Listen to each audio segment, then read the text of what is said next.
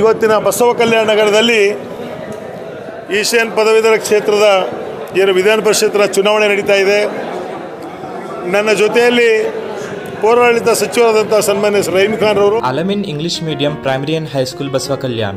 Admissions are open.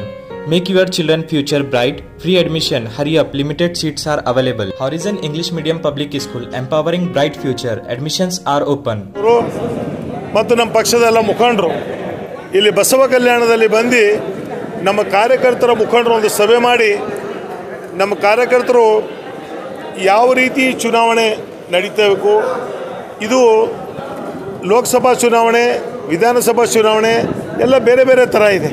ಇದು ವಿಧಾನ ಪರಿಷತ್ನ ಚುನಾವಣೆ. Noble English Medium Public School. Admissions are open. Madina English Medium Public School with Hifzul Quran. Admissions are open. ಅದರಲ್ಲಿ graduate constituency ಅಂದರೆ ಬಹಳ ಇದು. ಇವತ್ತು ಔರಾದ್ಲಿಂದ ಹರಪನಹಳ್ಳಿವರೆಗೆ ಅಂದರೆ ಸುಮಾರು 780 ಕಿಲೋಮೀಟ್ರು ಇದರದ್ದು ವ್ಯಾಪ್ತಿ. ಸುಮಾರು 41 ಕ್ಷೇತ್ರದ ಶಾಸಕರು ಬರ್ತಕ್ಕಂಥ ಈ ಒಂದು ಕ್ಷೇತ್ರ.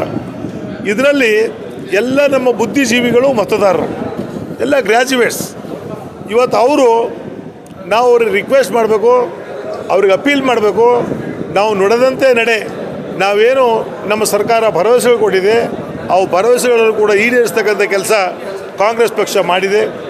ಹಿಂದೆ ಕೂಡ 2018ರಲ್ಲಿ ಡಾಕ್ಟರ್ ಚಂದ್ರಶೇಖರ್ ಪಾಟೀಲ್ ಅವರಿಗೆ ಯಾವಾಗ ಭಾರತೀಯ ಜನತಾ ಪಕ್ಷ ಅಧಿಕಾರದಲ್ಲಿತ್ತು ಆ ಸಮಯದಲ್ಲಿ ಯಾವಾಗಲೂ ಕೂಡ ಈ ಸ್ಥಾನದಲ್ಲಿ ಬರೀ ಭಾರತೀಯ ಜನತಾ ಪಕ್ಷ ಮಾತ್ರ ಬಂದಿದೆ. ಗ್ರ್ಯಾಜುಯೇಟ್ ಕಾನ್ಸ್ಟಿಟ್ಯೂನ್ಸಿ ಇದರಲ್ಲಿ ಗುಲ್ಬರ್ಗ. ಇದು ಪ್ರಪ್ರಥಮವಾಗಿ 2018ರಲ್ಲಿ ಕಾಂಗ್ರೆಸ್ ಪಕ್ಷದ ಅಭ್ಯರ್ಥಿ ಅಂತ ಡಾಕ್ಟರ್ ಚಂದ್ರಶೇಖರ್ ಪಾಟೀಲ್ ಅವರು ಗೆದ್ದಿದ್ದಾರೆ. ಇವಾಗಂತೂ ನಮ್ಮ ಸರ್ಕಾರ ಇದೆ. ಸುಮಾರು 27 ಜನ ಶಾಸಕರು ಕಾಂಗ್ರೆಸ್ ಪಕ್ಷದ ಶಾಸಕರಿದ್ದಾರೆ. ಸುಮಾರು 7ರಿಂದ 8 ಜನ ಮಂತ್ರಿಗಳು ಈ ಕ್ಷೇತ್ರ ವ್ಯಾಪ್ತಿಯಲ್ಲಿ ಕಲ್ಯಾಣ ಕರ್ನಾಟಕ ವ್ಯಾಪ್ತಿಯಲ್ಲಿ ಬರ್ತಕ್ಕಂಥ ಸಚಿವರಿದ್ದಾರೆ. ಇವತ್ತೆಲ್ಲ ನಮ್ಮ ಪಕ್ಷದ ಮುಖಂಡರಿದ್ದಾರೆ, ನಮ್ಮ ಪಕ್ಷದ ಕಾರ್ಯಕರ್ತರಿದ್ದಾರೆ.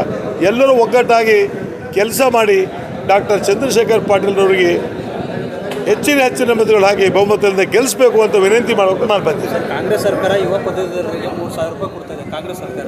ಅದರಿಂದ ತುಂಬ ಉಪಯೋಗ ಆಗುತ್ತೆ. ನೋಡಿ, ಈಗ ಗ್ರ್ಯಾಜುಯೇಟ್ಸ್ ಯಾರಿದ್ದಾರೆ ಅವರಿಗೆ ನಾವು ಏನು ಘೋಷಣೆ ಮಾಡಿದ್ದೀವಿ 3,000 ರೂಪಾಯಿ ಕೊಡಬೇಕಂಥದ್ದು. ಯಾರು ಡಿಪ್ಲೊಮಾ ಹೋಲ್ಡರ್ ಇದ್ದಾರೆ ಅವ್ರಿಗೆ 1,500 ರೂಪಾಯಿ ಕೊಡಬೇಕಂತ ಈಗಾಗಿದೆ. ಅದು ಚಾಲನೆ ಆಗಿದೆ. ಅವ್ರಿಗೆ ಜನರಿಗೆ ದುಡ್ಡು ಸಿಗ್ತಾ ಇದ್ದದ. ಇನ್ನೂ ಕೆಲವರು ನೋಂದಣಿ ಮಾಡಬೇಕಾಗಿದೆ, ನೋಂದಣಿ ಮಾಡ್ತಾರೆ. ಈ ನೀತಿ ಸಂಹಿತೆ ಇದೆ 6ನೇ ತಾರೀಕುವರೆಗೆ. ಈ ನೀತಿ ಸಂಹಿತೆ ಮುಗಿದ ನಂತರ ಮತ್ತೆಲ್ಲ ಪ್ರಾರಂಭ ಆಗುತ್ತೆ.